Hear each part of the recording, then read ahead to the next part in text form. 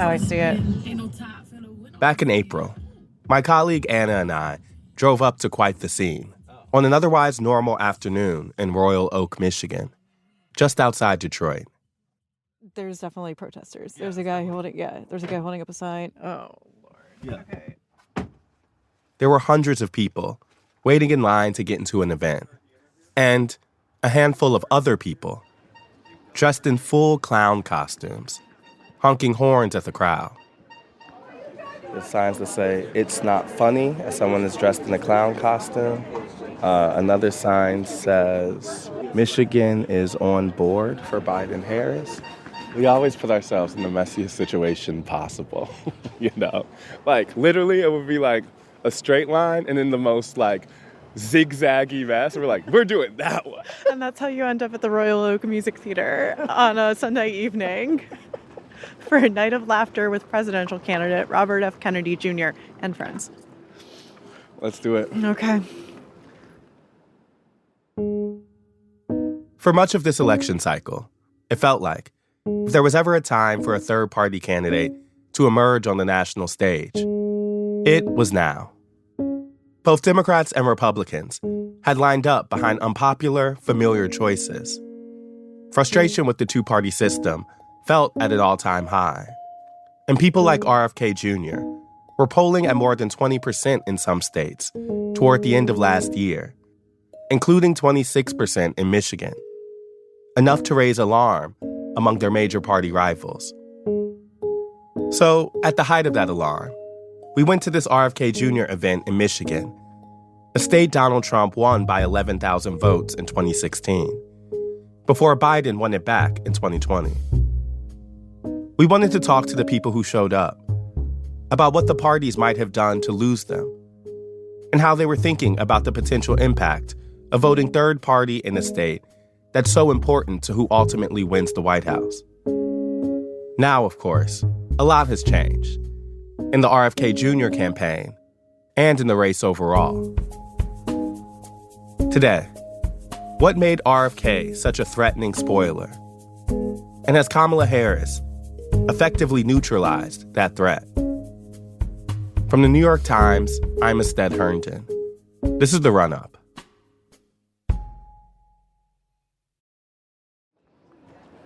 Ready? Yep. This RFK Jr. event was actually a comedy show where local and national comedians performed short sets ahead of an appearance from the candidate. And before the show started, we made our way down the line to talk to folks about what brought them to support Kennedy. Would you have 2 minutes? Thank you. I appreciate it. Can you just tell me your name? My name is Jesse Vollmer. Are you in Michigan? Yes. Awesome. Are you someone who considered yourself a Democrat or Republican before? No. No. You've always been someone who's been independent. I have in the past voted for candidates in the Democrat or in the... So you voted for in 2020?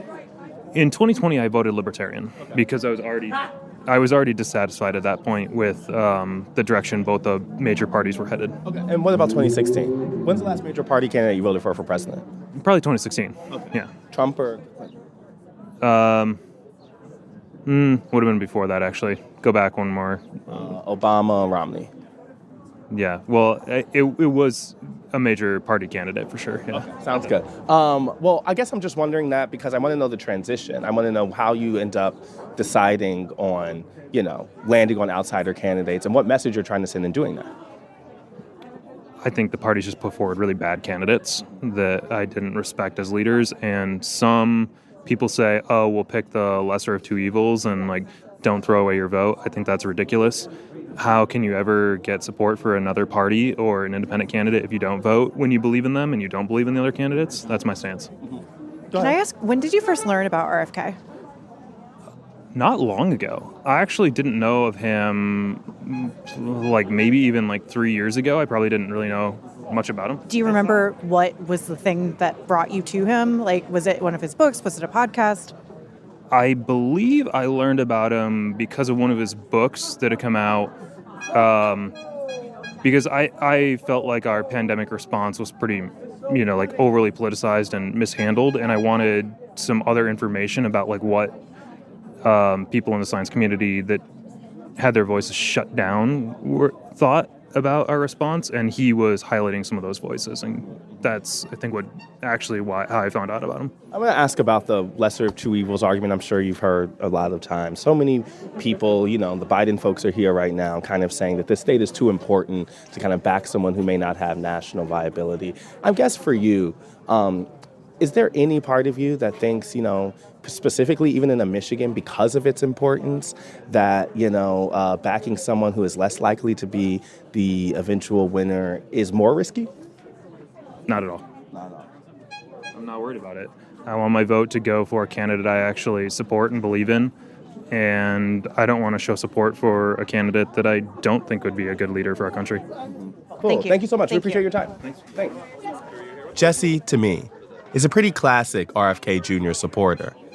He agrees with his viewpoints, and this wouldn't be the first time he chose to vote third party. But here, this wasn't the type of voter I was most interested in. I wanted to meet someone who had voted for either Biden or Trump in 2020, and this time was deciding to back RFK Jr. over their previous choice. My name is Stethis, and I'm from the New York Times. We're talking to people about their interest in RFK and what brought them to this. Do you mind if I have a couple minutes to chat with me? Sure, I can do I that. appreciate it. Can you tell me your name? Monica. Monica, are you someone who's historically considered yourself a Democrat, Republican, independent, anything like that? Historically, I guess a libertarian. I'd like to think I was in the middle of the road. Everyone has the right to do whatever they want, but they have their own responsibilities to face the consequences of whatever their choices are. Mm-hmm. Recently, I guess I found myself leaning a little more conservative, actually. Mm-hmm. But I am excited about the idea of an independent candidate, and I am excited to see some awesome comedians that are joining RFK tonight. So, Monica told us she didn't vote in 2016, but voted for Trump in 2020. You mentioned that you're trending more conservative recently. Is there anything that triggered that? What is causing that shift? If I had to boil it down, I guess my biggest concern right now is there's an old saying, if you're not liberal when you're young, you're heartless.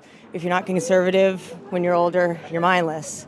I'll admit that I am very lucky to work for one of the big three, and I'm very afraid of the EV mandates that are being forced down. I don't feel that we have a lot of the infrastructure to support the electric vehicle mandates, and a lot of my coworkers are getting laid off right now because those vehicles take less parts and components to make. I'm glad that the Democrats are standing by the UAW. It was really awesome to see Biden out at the picket lines when we were fighting, but it's not about people for me, it's about policies, and both RFK and the conservative candidates seem to be at least open to slowing down a lot of mandates that are going to make our infrastructure pretty challenged. In Michigan specifically, because it matters so much, there is a real fear among Biden-type people that a support for RFK will cause them to lose the state or something like that. Do you think about whether those third-party candidates pull from one candidate or another, the impact of those things on the broader electorate, or is that... I definitely do, and I think it's really amusing because everyone says it's going to pull from the other side, and I think that he may have a Bernie bro effect. You had people who were really, really down for Bernie Sanders, me being one of them, a lot of my friends. We didn't have a party. And Bernie was at least that candidate that was speaking to us as more of like, the common person.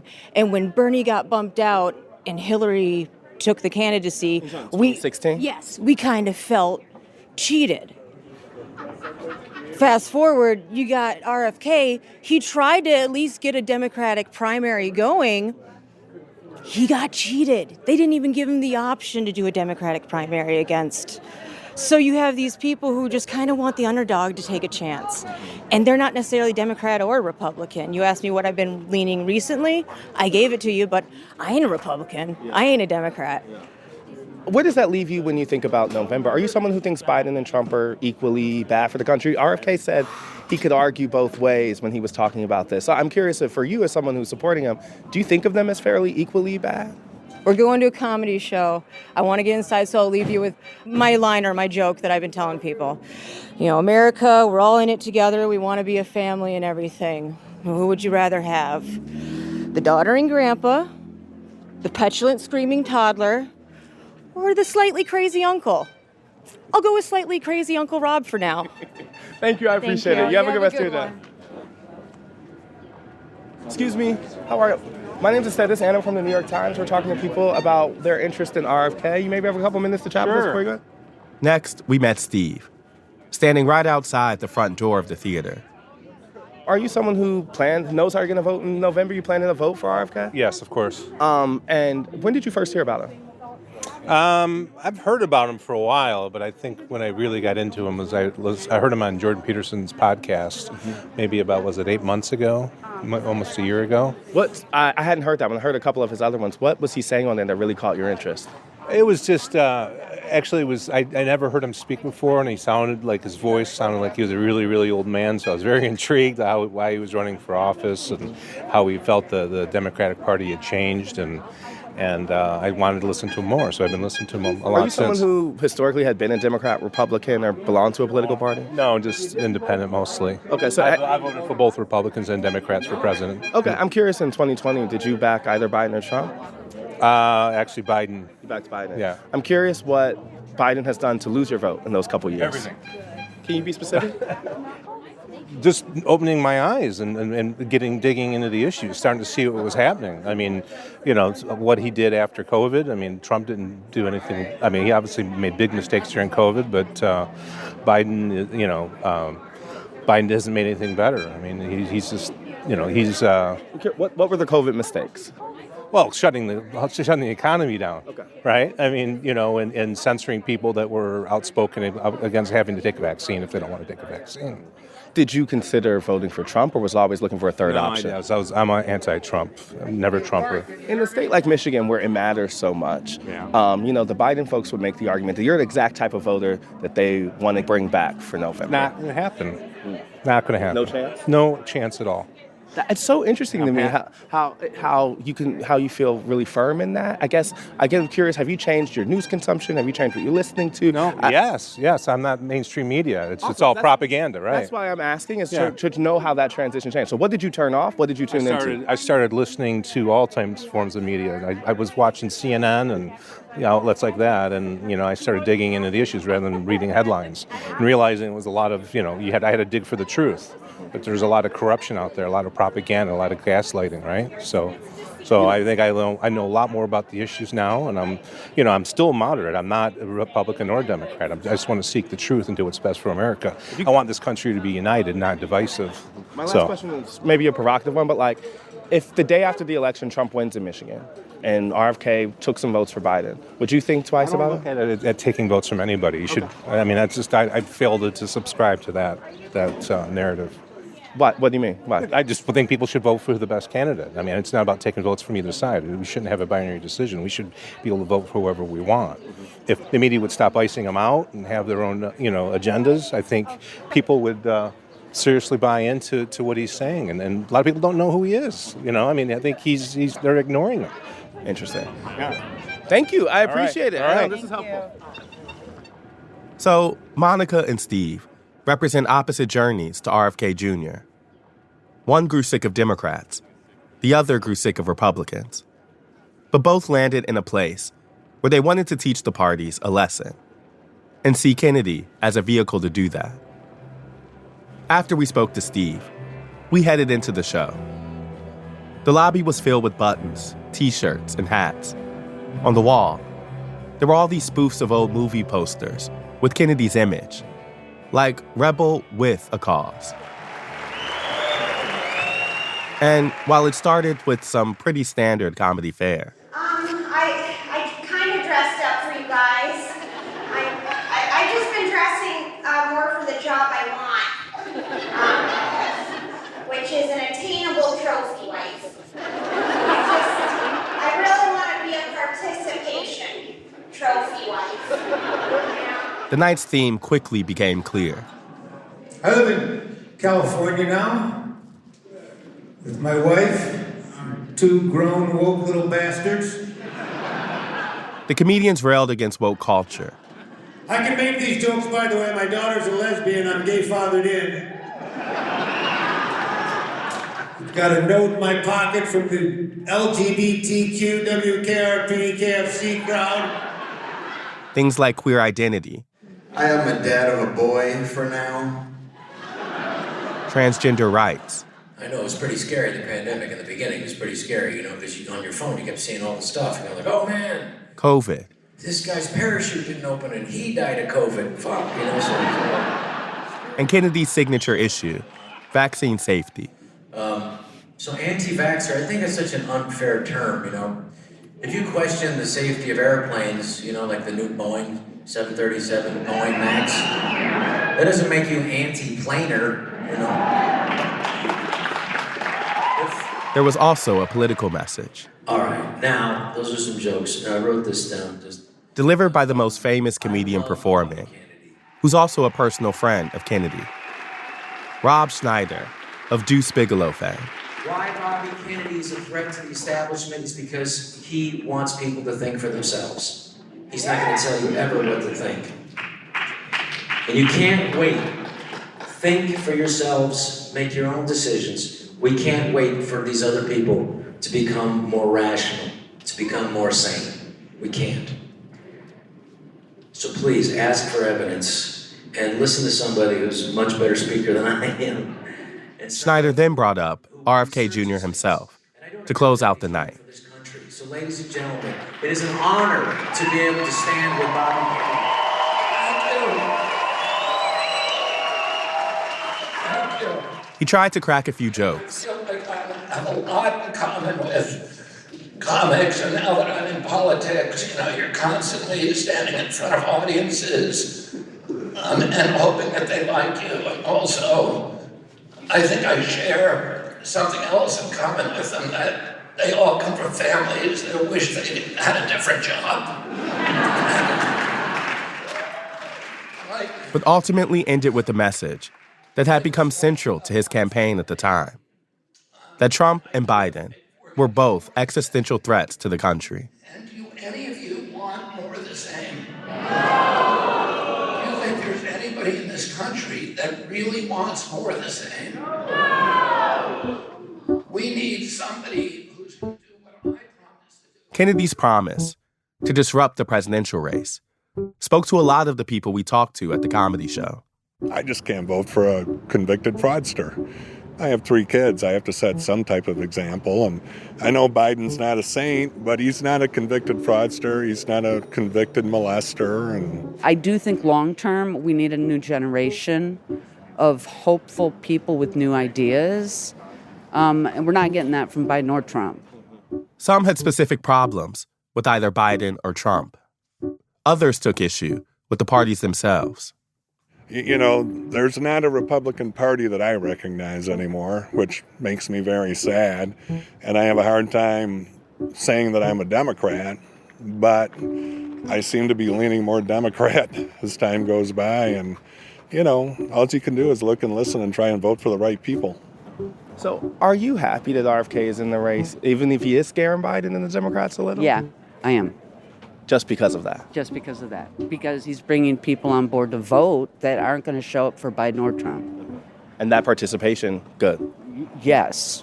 Especially since if they create a habit of voting and being involved, feeling responsible for what we get at the end of November, right? That's what we need so I can go back home and go to bed, right? Does any part of you worry it leads to a Donald Trump second presidency? Oh, I'm horrified. We also spoke to some true believers. I just started watching his campaigns on social media, and they made me cry. So I was like, yeah, this makes a lot. Did you see it, and what issue really connected with you with it? Chronic illness epidemic. I look around and people are. So many of my friends struggle with autoimmune disorders and health problems, and because it's if the healthcare is shitty, then regardless of how you're accessing it, you're just not going to be healthy. Who liked that Kennedy was leaning into issues that are less talked about by the two major parties. I researched Bobby's platform, and I really like his stance on many issues, particularly housing. I think he's great for the environment, and I think he's very truthful. For a while, when this race was defined by a sense of voter disillusionment, RFK Jr. felt like a candidate on the rise. And whether they actually liked him or supported his policies felt almost secondary to many of his fans. To a lot of people, RFK Jr.'s candidacy was something of a political middle finger to the establishment, the two-party system, and Biden and Trump. And that sentiment alone was enough to form a disjointed coalition that, at its peak, reached more than 20% in national polls. But a lot has changed since that April evening in Michigan. So I wanted to know, for some of the people we spoke to in Michigan, are they still thinking Kennedy, now that the race has been flipped upside down? That's after the break.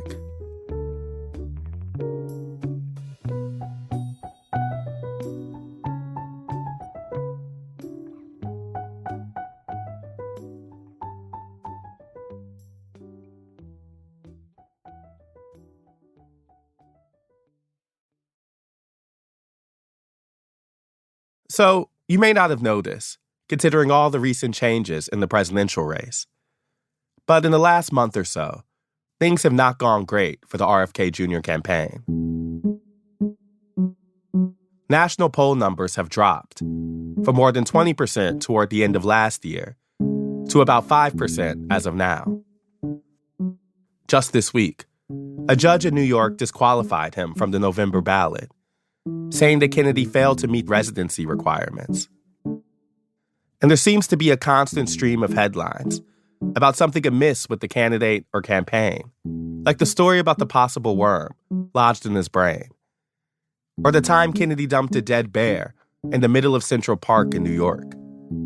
Plus, now that Kamala Harris is the Democratic nominee, and not President Biden, the central theme of Kennedy's campaign seems to have been undercut. So instead of focusing his pitch on two familiar, unpopular rivals, Kennedy now talks more about his platform, issues like free speech, corporate capture, and the kind of messages we heard at the comedy show. RFK, I really like sort of his depth and his willingness to bring up issues that are not fun to think about, that are threatening and scary and kind of dark and uncharted. Some of the folks we called back said those ideas still resonated with them. It would be fun and romantic to have a biracial female as president, but not at the expense of whoever is the most qualified. They were unmoved by the new Harris campaign. If newness and energy is what's most important to you, then, good luck to you. But I'm focused on what's important for this country, my children's future, not some fluff. And unfazed by the new challenges facing RFK Jr. I try to look at a whole bunch of polls just to understand the validity of them, and I'm not believing it. I tend to believe that he's kind of closer to 20%. Even the bad headlines. Have you followed, any of RFK's news over the past month or so? There was some news about the drama with him and this dead bear in New York City. Oh, yeah. I mean, even the brain worm, does any of that stuff register for you? It's not that sinister. It's kind of funny and kind of endearing, in my opinion. These folks, who have voted for Biden and Trump last time around, had their minds set. But for the other people we met, things had changed a lot since April.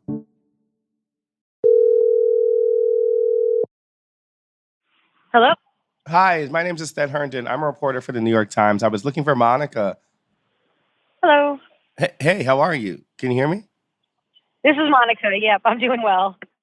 This is Monica again, the auto worker who said she had voted for Trump in 2020 and was skeptical about the Biden administration's efforts to get more electric vehicles on the road.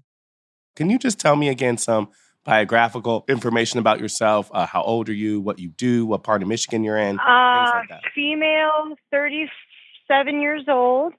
I work for Stellantis.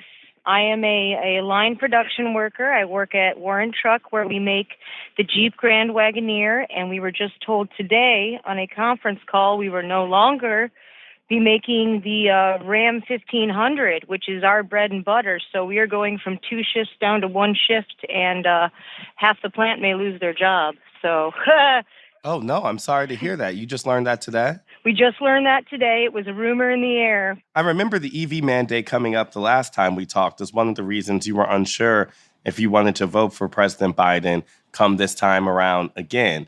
Can you tell me how some of these changes in your industry have affected the way that you're viewing the presidential race?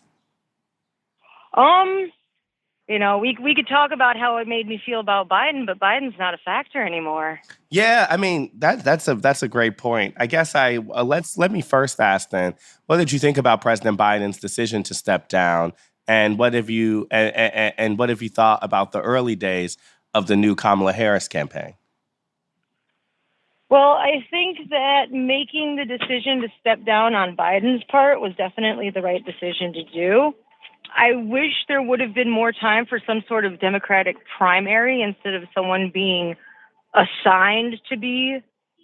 Yeah, I would have preferred if we would have at least heard from, Gretchen Whitmer, of course. I'm from Michigan, so I'm going to throw her name out there. Or Shapiro, even though he's pretty, younger, newer to the scene.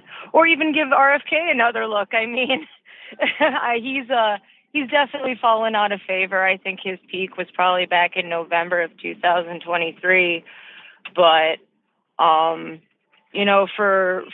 us to kind of just have the whirlwind, and I understand there's not necessarily much time for a primary, it just would have been nice to hear a little more discussion instead of just the whole inaugural part. Well, this is the next one up in line. It's just kind of reminding me of a whole, I don't want to say royal bloodline, but like line of succession for sure. Mm-hmm. Well, tell me, where has this led you? Do you feel like you are any closer to knowing who you're going to vote for in November? And how has that changed since the last time we talked? Since the last time we talked, I had the opportunity to actually, I'm not very politically involved, but I like listening and I like watching people. So I went to the big Trump weekend that was at Cobo Center about a month and a half ago, and that was a learning experience. What do you mean? I went there thinking I was going to be able to be like, okay, this is a conservative platform. I think it was done through Turning Point, and I could go there and I could learn, okay, what is the conservative standpoint? I'm a union worker. Why? Convince me, talk to me, sell me something, It wasn't anything to learn about policy. It was a pep rally for people who already decided how they were voting. And I was not aware of that. Mm-hmm. So, I tend to lean a little more conservative on fiscal policy, a little more liberal on social policy. But, everyone was nice. It had a really good vibe to it. But when Vivek was on stage, not necessarily when Trump was on stage, but when Vivek was on stage and he was kind of rallying everyone up and they started chanting the USA, USA. I'm born in Detroit. I love America. I want to put my fist up and chant too, but I would be remiss if not to admit that I feel like I've seen this before in black and white, where the people's hands were not fists, they were straight. Mm-hmm. And it wasn't racist at all. There was no racial tension at all. It was all more nationalist vibe. And you didn't like that?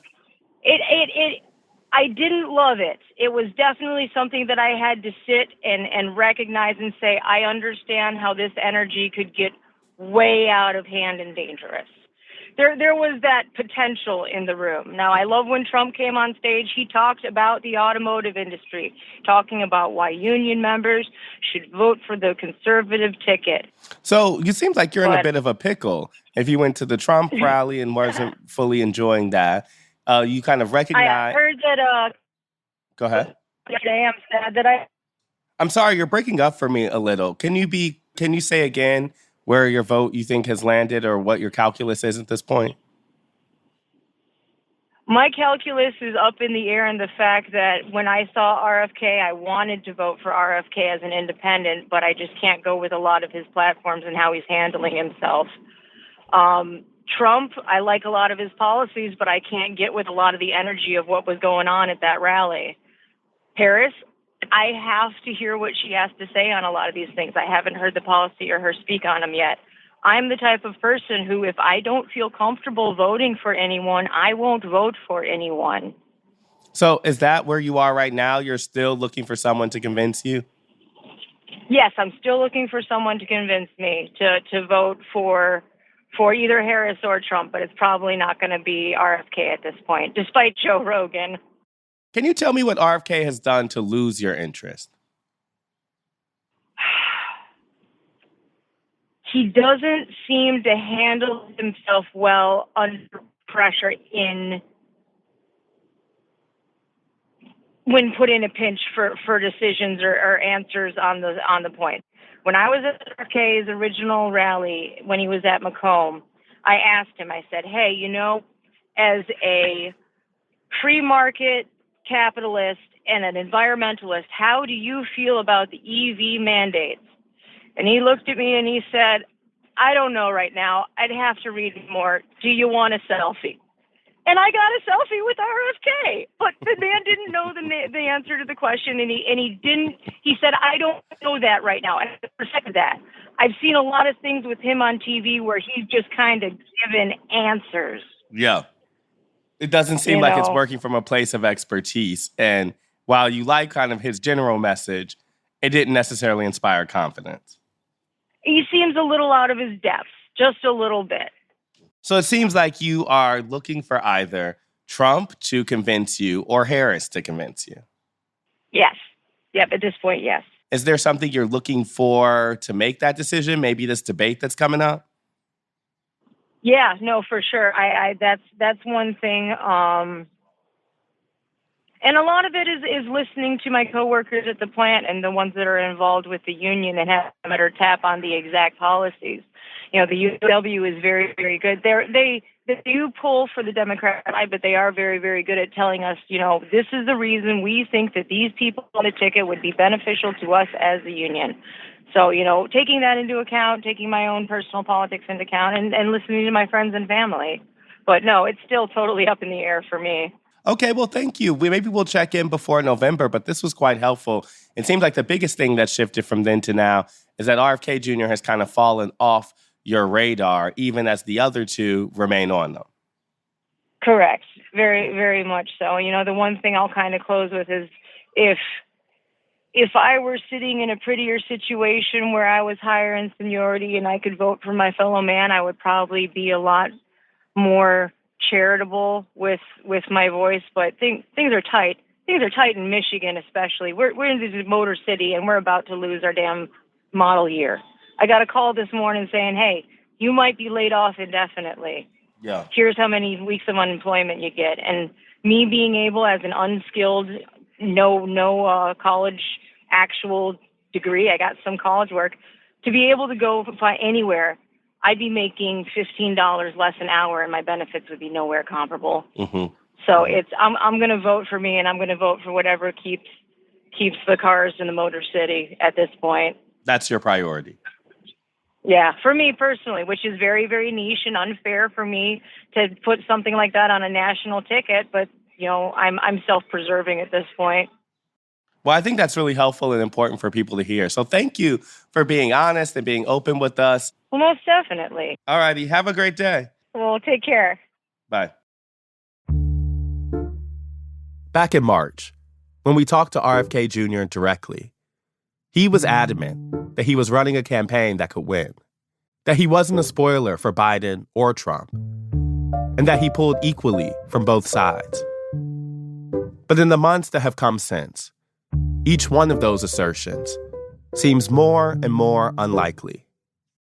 As people like Monica have crossed RFK Jr. off their list, and the candidacy of Kamala Harris has given Democrats an injection of energy and unity. In fact, some of Harris's rise in polling could be linked to RFK Jr.'s fall, as her candidacy benefits from coalescing support from voters who are recently undecided or third-party curious. In other words, Kennedy may still end up playing the role of spoiler in November. Just not for the candidate or party he might have expected.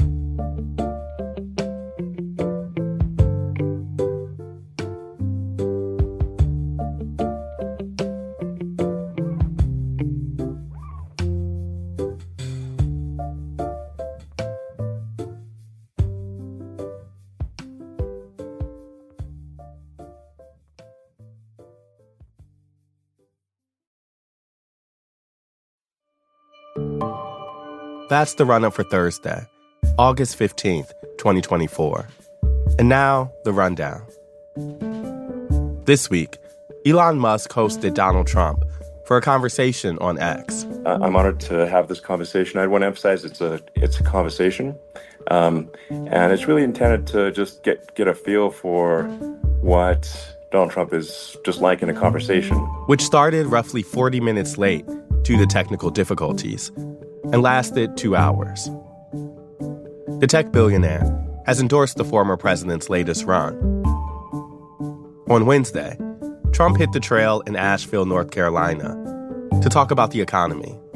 And on Friday, Harris will also be in North Carolina, rolling out her economic policy plan. On Tuesday, voters in Connecticut, Vermont, Minnesota, and Wisconsin cast votes in primaries. In Minnesota, a member of the squad clinches a win in a closely watched primary challenge. Minnesota Congresswoman Ilhan Omar fended off several Democratic competitors in Tuesday's primary. This comes after two other squad members, Jamal Bowman of New York and Cori Bush of Missouri, lost their primaries. And finally, an update on a story we covered this spring in Arizona. The Arizona Secretary of State's office said this week that a measure to enshrine abortion rights in the state's constitution gathered enough signatures to make it on the November ballot. A similar measure will also be on the ballot in Missouri. There are 4 days till the Democratic National Convention and 82 days until the general election.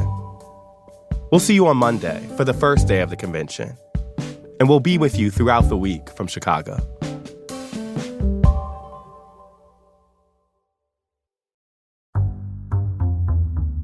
The Run-Up is reported by me, Ested Herndon, and produced by Elisa Gutierrez, Caitlin O'Keefe, and Anna Foley. It's edited by Rachel Dry and Lisa Tobin, with original music by Dan Powell, Marian Lozano, Pat McCusker, Diane Wong, Sophia Landman, and Alicia Baitub. It was mixed by Sophia Landman and fact-checked by Caitlin Love. Special thanks to Paula Schumann, Sam Dolnick, Larissa Anderson, David Haufinger, Maddie Masiello, Mahima Chablani, Nick Pittman, and Jeffrey Miranda. Do you have questions about the 2024 election? Email us at therunup@nytimes.com. Or better yet, record your question using the voice memo app on your phone, and then send us the file. That email again is therunup@nytimes.com. And finally, if you like the show and want to get updates on latest episodes, follow our feed wherever you get your podcasts. Thanks for listening, y'all.